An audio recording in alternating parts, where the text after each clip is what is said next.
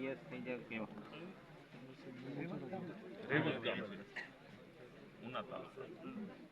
ગફારભાઈ છે મુખી.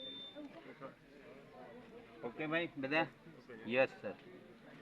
આજે ખૂબ દુઃખ સાથે જણાવવું પડે કે જે ખેડૂત જે ભાણવડમાં આપઘાત કર્યો હતો તરત જ પછી ઈશ્વરે આ બીજી ખરાબ ઘટના આપણે દેખાડી.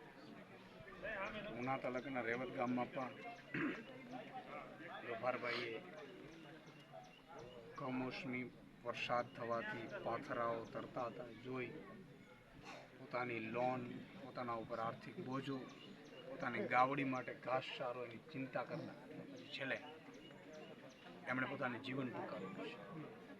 આ ખૂબ જ દુઃખદ છે. હું સરકારશ્રીને વિનંતી કરું છું, વહીવટીતંત્રને વિનંતી કરું છું, આગેવાનોને વિનંતી કરું છું કે એમનો પરિવાર તો ઉપર દુઃખનો ડુંગર તૂટી પડ્યો છે. આપણે સૌની જવાબદારી છે. સરકારને પણ વિનંતી કરું, સરકાર માય બાપ છે, સહાય જાહેર કરવી જોઈએ.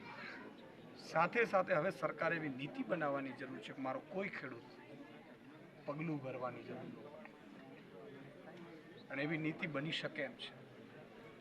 અમેરિકા, ઇઝરાયલના ખેડૂત ક્યારેય આપઘાત નથી કરતા.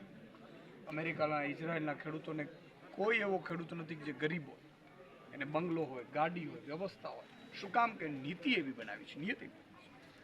આપણે પણ આ તબક્કે હું સરકારશ્રીને વિનંતી કરું છું કે નિયતિ પણ આપણે બનાવે સારી કરવી પડશે. ખેડૂતોને લઈને આપવાની નિયતિ